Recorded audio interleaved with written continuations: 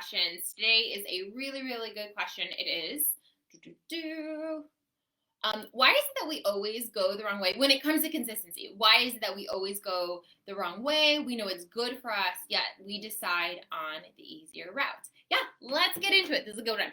Okay, why you always go the wrong way and pick the easier route. Okay, the first I would say was your brain wants to conserve calories. There's not actually anything wrong with you.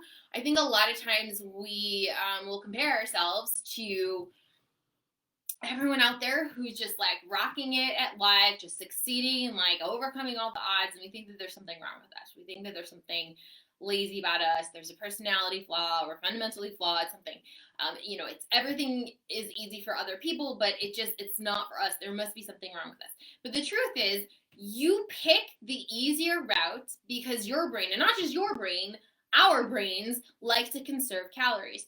If you've done something a certain way, it's programmed into your brain already. And that's a good thing. That's like what a habit is. It's programmed into your brain already. You know how to do it. Think about this.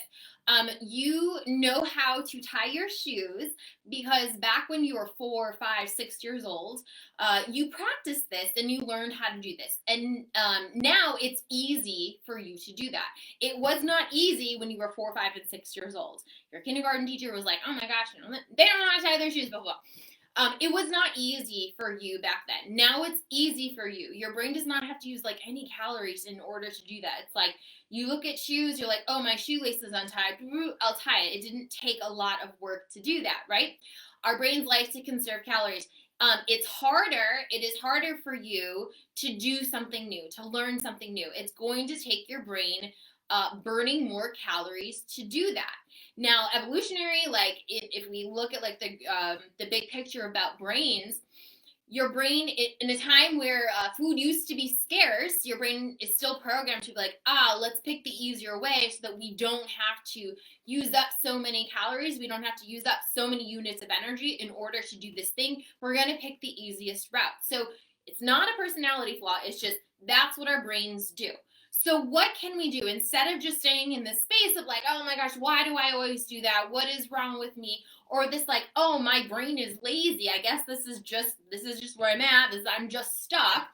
No, like people learn how to do new things all the time, and you can too. So if you're picking the easiest route, your brain wants to conserve calories.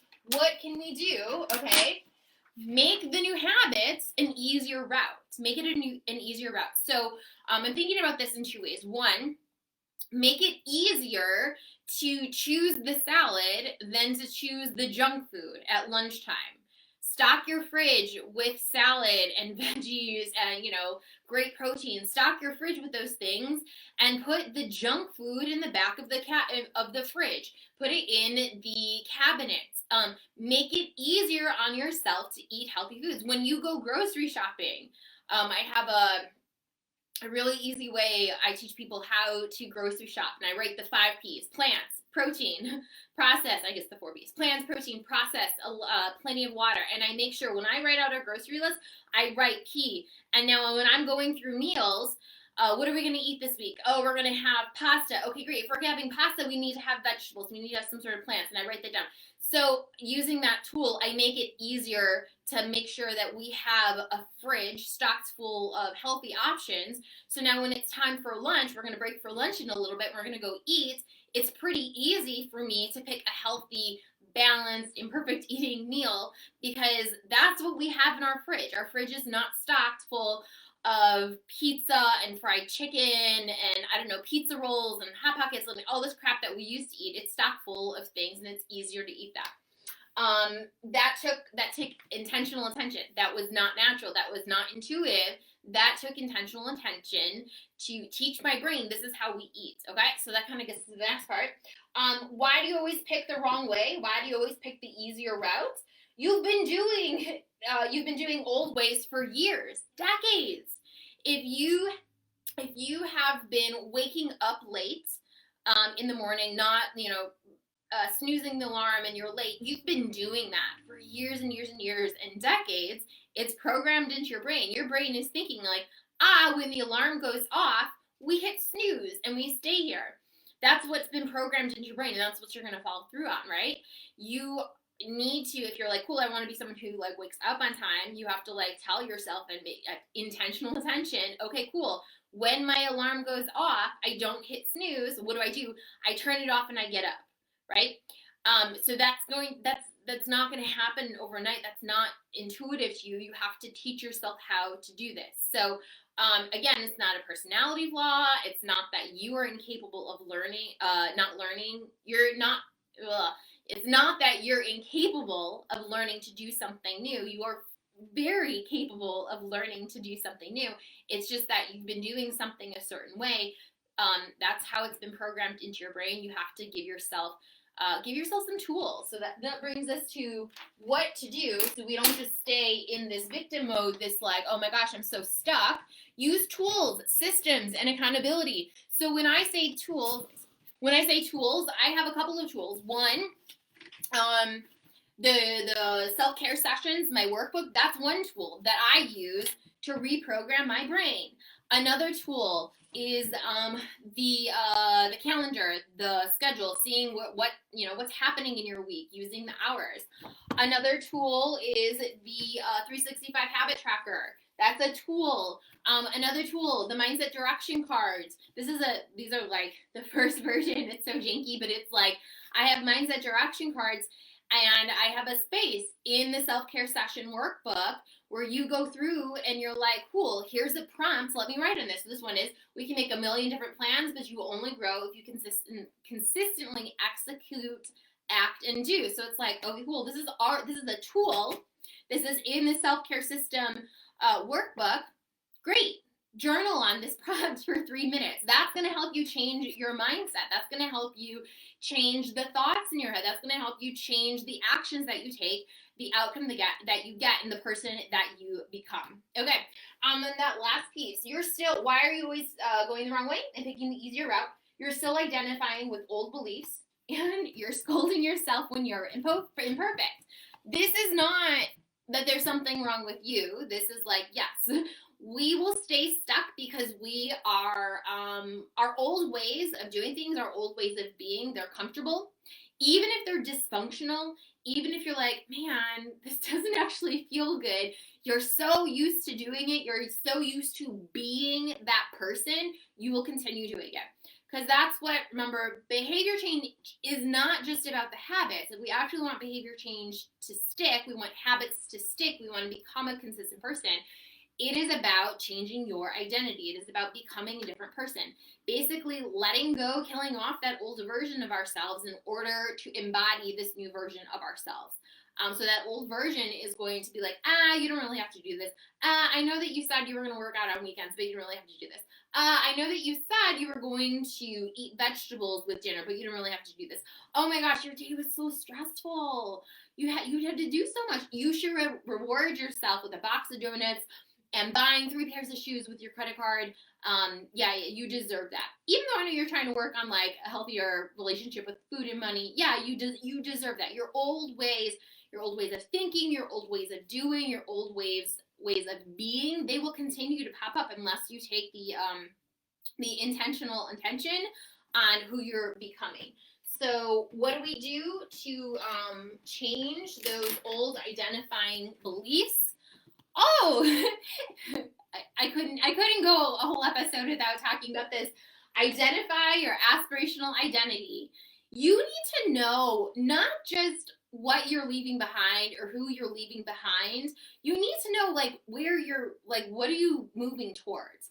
And so we don't just want goals. We don't just want goals because they're fleeting, but being a different person will keep us going. And so goals, right? Like running a marathon, that was a goal. And it's great, and it was fine, and it was cool, but it's like, once the marathon's done, now what? Am I still running?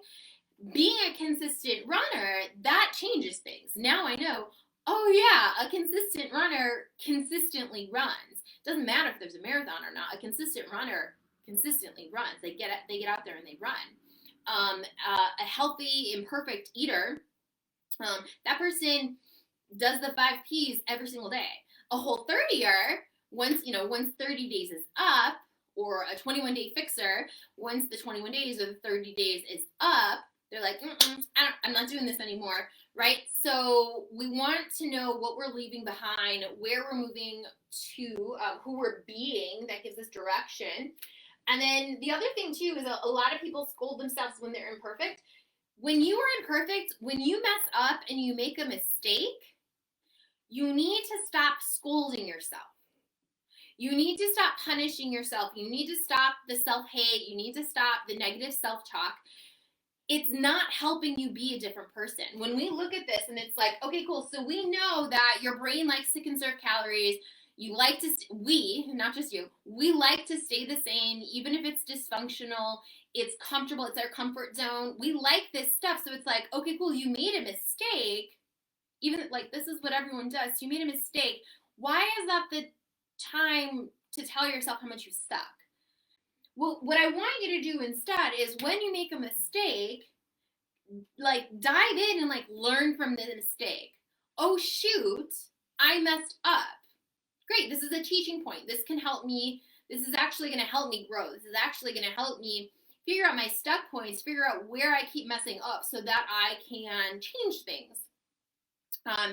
You know, if you're a teacher or you're a parent, you know, when kids are in elementary school, I think about this. We would do running records, or you would meet with kids and you would give them a book and you would read with them and you would listen to them read, right?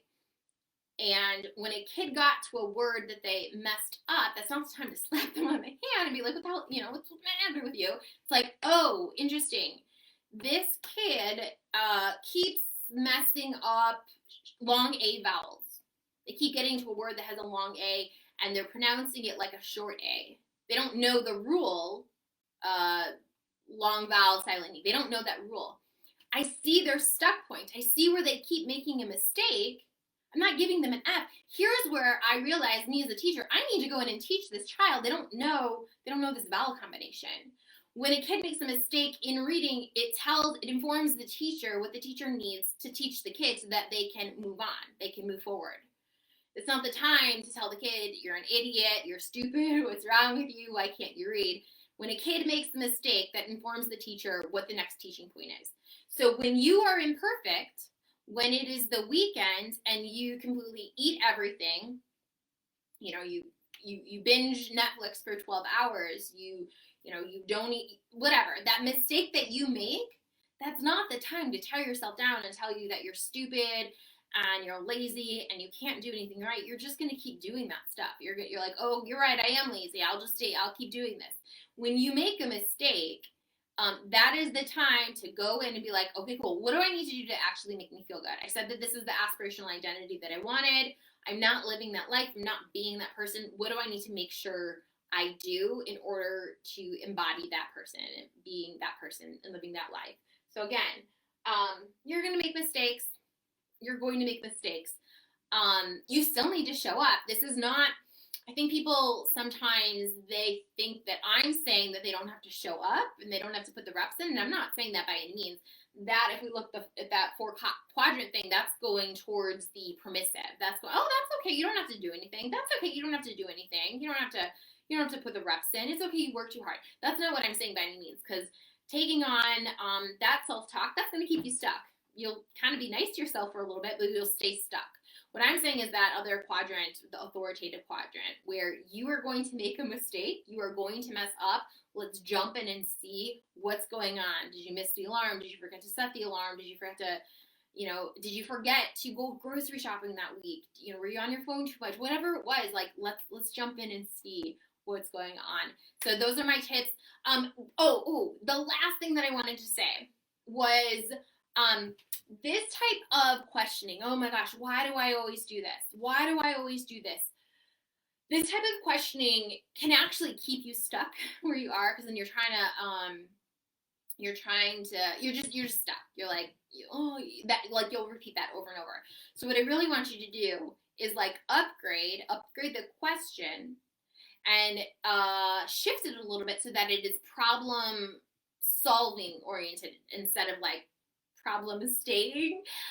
Instead of staying stuck in that problem, it's like, okay, cool. What happened here? What happened here? What can I do to change this? So that like starts gearing it towards, okay, I know I want to make a change. how can I make that change, right? So that was something a coach told me several years ago, and it was life-changing. Jacqueline, you need to upgrade your questions. Your questions suck. Your questioning and your self-talk is keeping you stuck. You need to upgrade your questions. And so that was in a time in my life where I was, my gosh, what am I even doing with my life? What am I even doing with my life? With this sarcastic thing, instead of being like, oh, how am I figuring out my life? Where am I going with my life? What do I want to be doing with my life? It definitely, that line of questioning kept me stuck. So upgrade your questions. Keep thinking, problem solving oriented, moving forward. Year of growth, growing, right? All right. Just today's Wednesday as I'm recording this. Tomorrow is Thursday. Today and tomorrow are the last days to schedule a call. Friday is the last day that I will be taking calls for Year of Growth. I'm really excited about what's coming up. I got some things for new podcasters, new bloggers, new runners, healthy eaters. This is going to be a really awesome year of growth. I'm so excited for you. Let's make these changes. Let's enjoy 2020. We have to intentional attention. We have to give it that. All right, take care.